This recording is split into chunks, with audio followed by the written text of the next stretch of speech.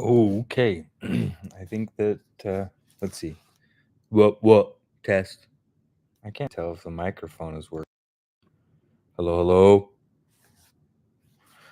Oh well. Guess we'll find out later. Why does it? Hmm. Oh well. Okay. Well, I have been trying to figure out a way to do a video on this, and I don't have recording material. I don't have my equipment set up. And it's one of those tiny little things that for me is a big deal because I'm so used to having such a connection with technology and my ability to be able to utilize things, especially in video format, since I've got a channel and whatnot. But this is, let's see. Let me see if this is working.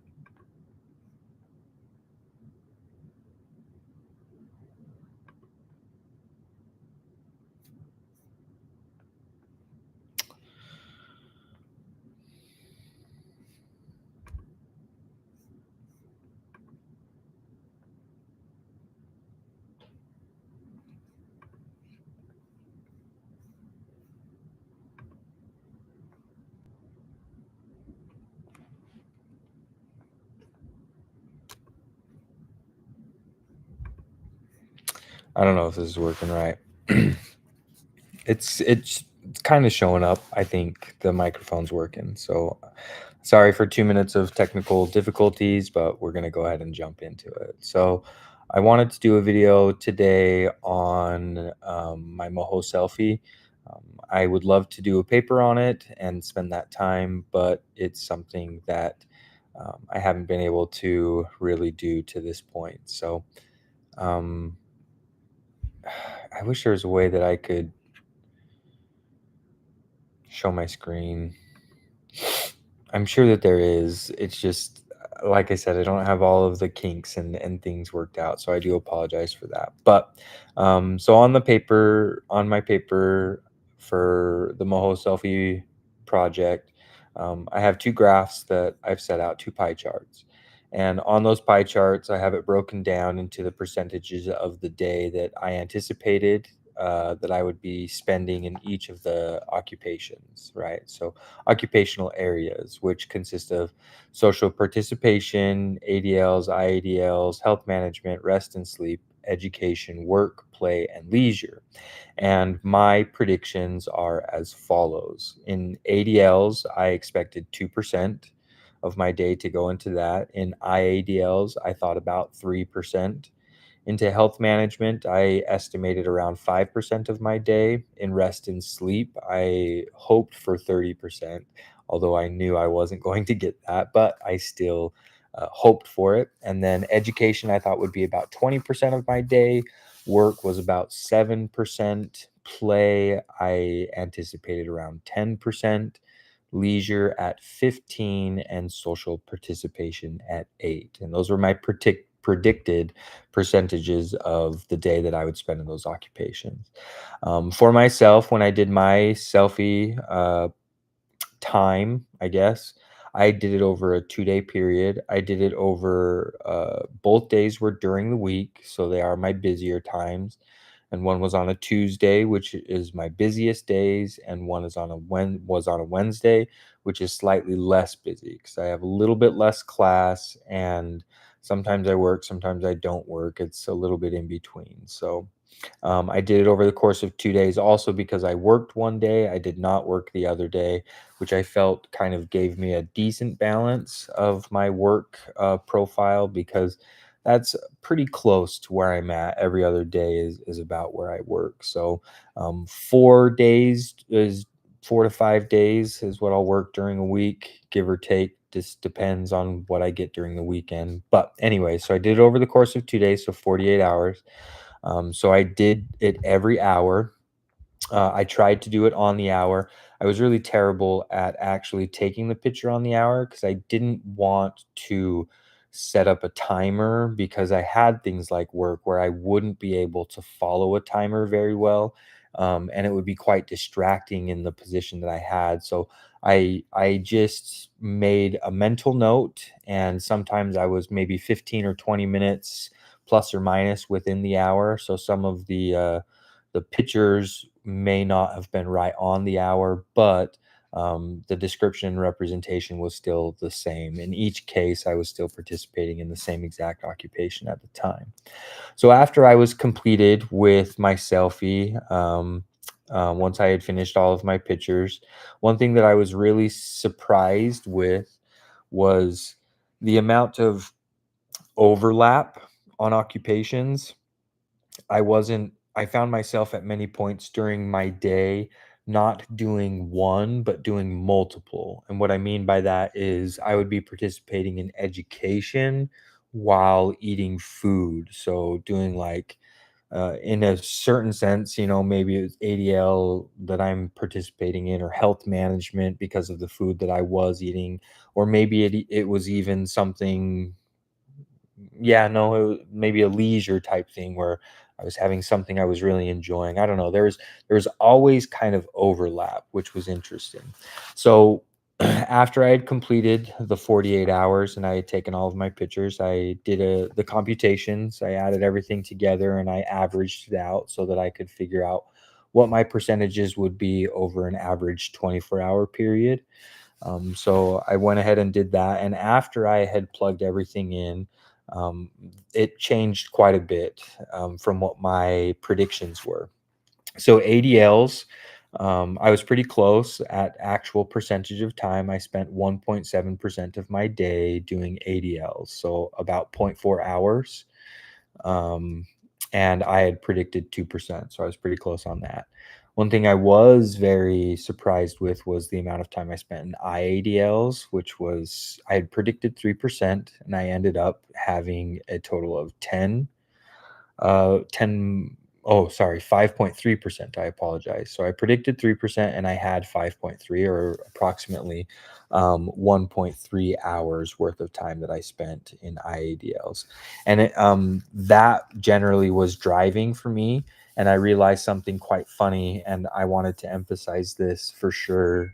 But during that time, I realized that that was also the time that I would play music. That was the time that I would do other leisure activities or habits and things. That's when I would smoke and stuff like that. And it was funny because those times, I kind of think of it like a video game, if you will. That was like the loading screen. So from one major plot point in the day, then I'd have a loading screen where I was driving and smoking and decompressing and kind of loading into the next major point. But anyways, I'll move forward and as not to take up more time. In health management, I predicted about 5% of my day. It ended up being about 10.7% of my day in health management. A lot of that again referred back to the leisure that I would do with smoking, which is also health management for me. It helps with my anxiety, depression. It might also do as much damage as it does good. I have yet to fully determine that. But the next category was rest and sleep. I had predicted 30%. I only ended up with 21.4% of my day, approximately 5.1 hours spent during rest and sleep. Obviously, I would want to have 8 hours of sleep, but 5 hours is about where I end up on an average day. So that was nice to have it line up like that. In education, I had predicted about 20%. And in that or after I had done all of my selfies and whatnot, I had ended up with education taking up 32.1% of my day, averaging 7.7 hours a day, whether it was homework, attending class, or otherwise. For work, I had predicted approximately 7% of my day, and it ended up being double that at 14.6, which is about 3.5 hours a day, which is right about where I'm at for work. About 4 hours is what I work on average. So play had predicted about 10%. And this was very heartbreaking for me on the reality of it after evaluations and checking and double checking.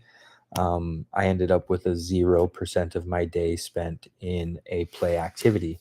of any kind, which was very sad for me, but it was the reality of it. The next category was leisure. I had predicted 15% of my day would be spent in leisure, and I ended up with 7.1% of my day, about 1.7 hours. And again, that was very much overlapped with IADLs, generally in the time of listening to music, smoking, things like that. And then social participation, I had predicted 8% of my day, ended up with 7.1% of my day, around 1.7 hours for that as well. And social participation generally ended up being classroom room time and then time at work. So again, it was overlapping with other areas. And it was quite interesting for me to see that. It was in many cases hard for me to realize where my occupational profile, where I thought it was, and where I had anticipated that I had balance and that I had kind of set aside time for myself to be able to heal and think and process things. I thought I was good at that, like having a dedicated meditation, if you will, for myself. And I realized that I don't spend any time for myself that isn't associated with some other requirement of me. And I realized that I almost have to, in my eyes, earn my ability to do things for myself. So I have to make sure that I have homework done and that it's correct and the best of my capabilities and my room's clean, and I have to make sure that I've eaten and I've gone to the gym and that I've had enough rest and sleep. I have all of these arbitrary conditions I didn't realize that I had set for myself that I have to kind of check off in order for me to feel as though I'm able to do anything for myself. And it was really hard to see that, but it was very eye-opening and very helpful. And while I was reading and doing some research on it, there was a few things that were really interesting to me that I was able to associate with this. And it talks about the environment in MOHO, and how, person, environment, occupation, and participation is the main way that we're really able to kind of uh, gain information, right? That we're able to solidify our participation and understanding of an occupation is really by participation. But it talks about in the book, the environment offers opportunities, resources, demands, and constraints. Because each individual is unique, each environment will provide different levels of support to doing. The environment can be physical, natural made, human made spaces, or tools that are used in everyday life.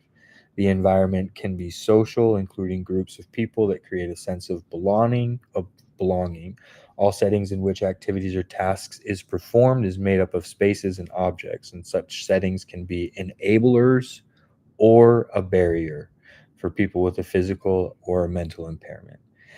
And I loved that because so many times it's easy to look at somebody and assign them a positive attribute or a positive strength because of a physical characteristic or something that's easy to identify as what we would normally say a benefit. For instance, being smart, being attractive, being fit, being well kempt or well dressed, having high hygiene levels, all of these things which very are very easy to see and easy to reference. But in a person's life, those physical things might be representations of the environment that a person is struggling to cope with and deal with. And because of that struggle, the outward expression that you see, it may be more a result of that person trying to overcome hard and difficult things, whereas instead of something that makes them strong, if that makes sense. almost like a knight wearing armor. The armor is the protection. The knight is very weak.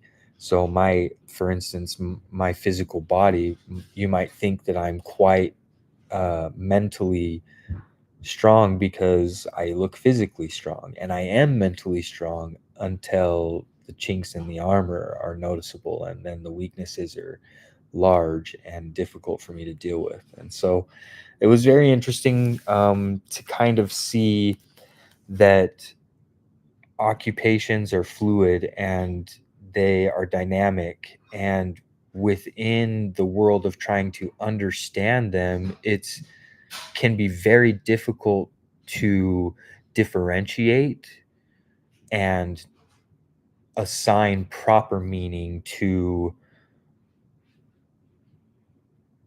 different characteristics, different occupations, different habits, different rituals, different routines. And that's something that I'm finding. Because as I said, I thought that my life was balanced, but I realized that there's a very intense blending and mixing. Hi, Bailey. How are you? One sec. I'm recording a video, okay? Um, and so it was very eye-opening for me. It was very informative, but it also at the same time created a high level of dissonance for me, um, because yeah, I anticipated so much better for my life in so many different categories than what was the reality. And seeing that out, and not just in the pie chart, but the visual representations of the pictures that I was taking. And yeah, it was very eye opening, and I loved that. I did it to myself first. I took the time for myself so that I can hopefully do that with others. And fingers crossed, I'll be able to take the time with my children, because I think it would be very helpful for them as well. But I think that I've carried on for far too long with this. I do apologize. I really enjoy talking about it. So thank you for listening to me. I'm going to stop it here. Hopefully, I can link this video into the paper and then submit that, and we can go from there. Okay. Thank you again. I appreciate you, and we'll talk to you a little bit later.